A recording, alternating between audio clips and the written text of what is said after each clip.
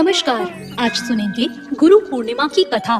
गुरु पूर्णिमा की कथा का खास महत्व है। हमारे जीवन में गुरु का स्थान अत्यंत महत्वपूर्ण होता है। हमारे शास्त्रों में भी कहा गया है कि बिना गुरु के ईश्वर भी नहीं मिलते। गुरु के द्वारा दी हुई शिक्षा से ही हम आगे बेहतर कार्य और अपनी प्रतिभाओं को लोगों के सामने प्रदर्शित कर पाते हैं। हमारे शास्त्रों में भी कहा गया है कि गुरु के बिना आप भगवान को नहीं पा सकते। सनातन धर्म में तो गुरु की महिमा का बखान अलग अलग तरीकों से किया गया है।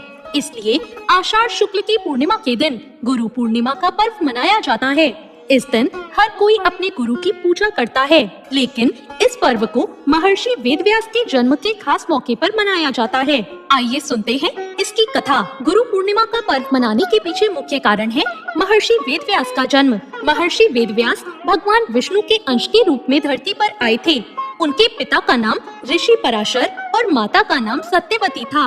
उन्हें बाल्यकाल से ही आध्यात्म में काफी रुचि थी, जिसको पूरा करने के लिए उन्होंने अपने माता पिता से प्रभु दर्शन की इच्छा प्रकट की और वन में जाकर तपस्या करना शुरू कर दिया। लेकिन उनकी माता ने इस इच्छा को मना कर दिया। महर्षि वेदव्यास ने अपनी माता से इसके लिए हट की और अपनी बात को स्वीकार करा लिया।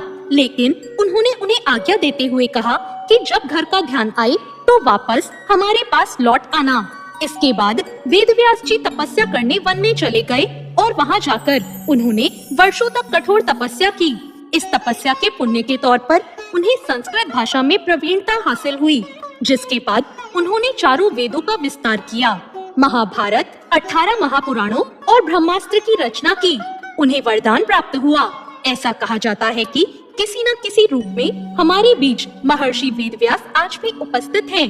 इसलिए हिंदू धर्म में वेदव्यास जी को भगवान के रूप में पूजा जाता है।